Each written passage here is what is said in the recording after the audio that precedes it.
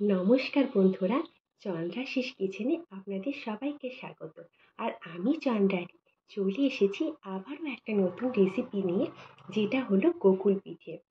সমস্ত সেরা পিঠের মধ্যে গোকুল পিঠে হলো একটা অন্যরকম পিঠে, যেটা খেতে খুব সুন্দর লাগে এবং করতেও এমন কিছু ঝামেলা নয়। চলুন তাহলে দেখে নেওয়া যাক কেমনভাবে আজকের গোকুল পিঠেটা আমি তৈরি করলাম। প্রথমেই আমি অর্ধেকটা নারকেল কুড়ে রেখে দিয়েছিলাম আগে থাকতেই। তো সেই নারকেল কোড়াটা আমি দিয়ে দেব। তারপর নারকেল কোড়াটা দু একবার নাড়াচাড়া করার পর আমি 1 লিটার মতন দুধ আগে থেকে ক্ষীর করে রেখে দিয়েছিলাম, এই ক্ষীরটাকে দিয়ে দেব। ক্ষীরটা দিয়ে দেওয়ার পর খুন্তি করে একটুখানি ম্যাশ করে নেব, যাতে ক্ষীরটা একটু গলতে থাকে। আর গ্যাসটা কিন্তু আমি সম্পূর্ণ কমিয়ে এই পুরটা বানাবো। তা ম্যাশ করার পর আমি দিয়ে দেব হাফ কাপ মতন গুড়, খেজুরের গুড়। খেজুরের গুড়ে ভীষণ সেন্ট আসে, তাই খেজুরের গুড় দেব। আর দেব দুটো এলাচ একটু থেঁতো করে নেব। তারপরে এলাচের যে খোসাগুলো, এগুলো আপনারা দিতেও পারেন আবার নাও দিতে পারেন, যদি মুখে লাগে তার জন্য এটা বাদ দিয়ে দেবো। দিয়ে এলাচের যে গুঁড়োটা, এটা আমি দিয়ে দেব। এলাচ গুঁড়োটা দেওয়ার পর আমি আবারও নাড়তে থাকবো। এরকমভাবে এই পুরটা বানাতে মোটামুটি মিনিট 15 সময় লাগবে। তো মিনিট 15 মধ্যে যখন দেখবো যে আমার পুরটা একদম শুকনো শুকনো হয়ে এসছে, দিয়ে শুকনো শুকনো হয়ে গেলে পারে তখন জানবো এটা আমার পুরোপুরি রেডি।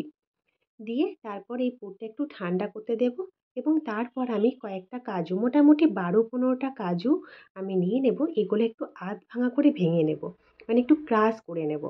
ক্রাশ করে নেওয়ার পর এটা এর সঙ্গে মিশিয়ে দেব।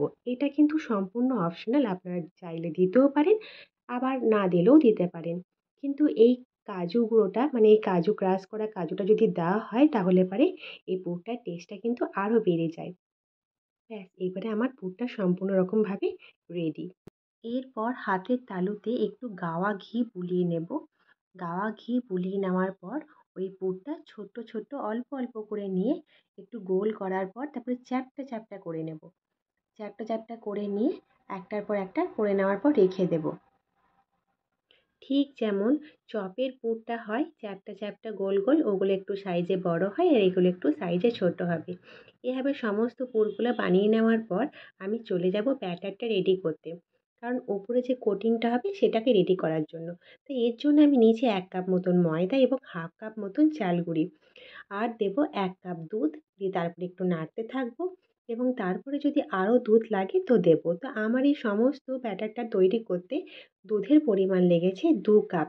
তাহলে দিচ্ছি কী কী না, 1 কাপ ময়দা, হাফ কাপ চাল গুঁড়ি এবং 2 কাপ দুধ। তারপর ব্যাটারটা আমি চামচে করে ভালো করে গুলে নেব, যাতে কোনো রকমভাবেই দানা দানা ভাব না থাকে।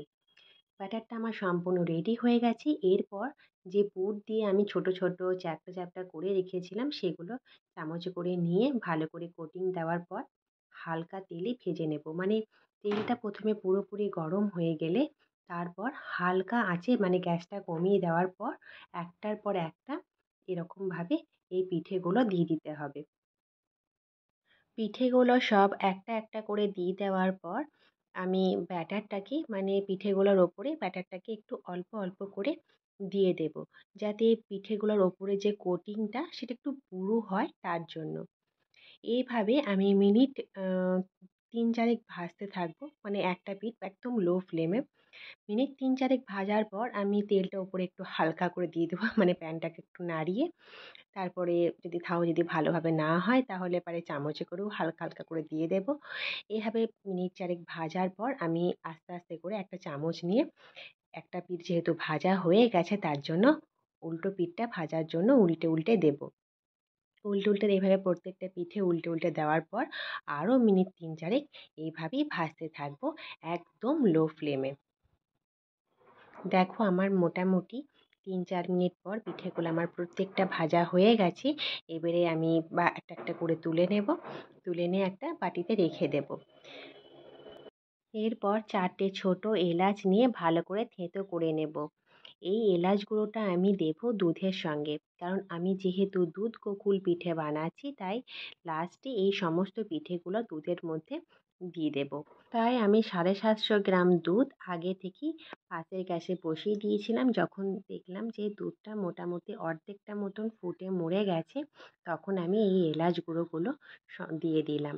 এরপর এর সঙ্গে দেবো একটু গুড়, মানে মোটামুটি 2 চামচ মতন গুড়। এর থেকে বেশি গুড় দেওয়ার প্রয়োজন নেই, কারণ যেহেতু পিঠেগুলো একটু মিষ্টি মিষ্টি টাইপের, কারণ পুর যে দেওয়া হয়েছিল পিঠেগুলোর মধ্যে, সেই পুরটাই যেহেতু মিষ্টি ছিল, তাই আমি দুধের মধ্যে এমন বেশি মিষ্টি দেবো না। তারপর যখন দুধটা একটু ফুটতে শুরু করবে, মানে ছোট একদম গ্যাস কমিয়ে রাখা থাকবে, তারপর যখন দুধটা ফুটছে তখন দেখবো পিঠেগুলো সব একটা একটা করে দিয়ে দেবো। পিঠেগুলো দেওয়ার পর কিন্তু আমি গ্যাসটা বন্ধ করে দেবো, কারণ তারপরেও যদি গ্যাসটা মানে দুধটা ফুটতে থাকে, তাহলে পারে কিন্তু পিঠেগুলাই সমস্ত দুধটা অ্যাবজর্ব করে নেবে এবং একদম শুকনো শুকনো হয়ে যাবে। তাই যাতে একটু হালকা হালকা ঝোল থাকে, তার জন্য আমি গ্যাসটা বন্ধ করে দেবো। তারপর পিঠেগুলো এপিঠ ওপিঠ ভালো করে ডুবিয়ে দেবো। ব্যাস, কড়াইটাকে একটু নাড়িয়ে নেব। আমার পিঠেগুলো একদম রেডি। এরপর দেখুন একটুখানি 10 মিনিট পর কেমন পিঠেগুলো কতটা দুধটা টেনে নিয়েছে। একটুখানি নাড়িয়ে নেওয়ার পর একটা সার্ভিং ডিশের মধ্যে পিঠেগুলো একটা একটা করে তুলে রেখে দেবো। ব্যাস, এই রেসিপিটা হলো ভীষণ সহজ একটা রেসিপি এবং খেতে খুব খুব সুন্দর লাগে। এবং আমি প্রথমেই যেটা বলেছি যে সমস্ত ভালো বা ভালো ভালো পিঠে, যেমন সমস্ত সেরা পিঠেগুলোর মধ্যে এই দুধ গোকুল পিঠেটা হচ্ছে একটা সুন্দর রেসিপি। আপনারাও বাড়িতে বানাবেন, আশা করি আপনাদেরও খুব ভালো লাগবে। তবে আজ তাহলে চলি, দেখা হবে আবার নেক্সট ভিডিওতে। টাটা।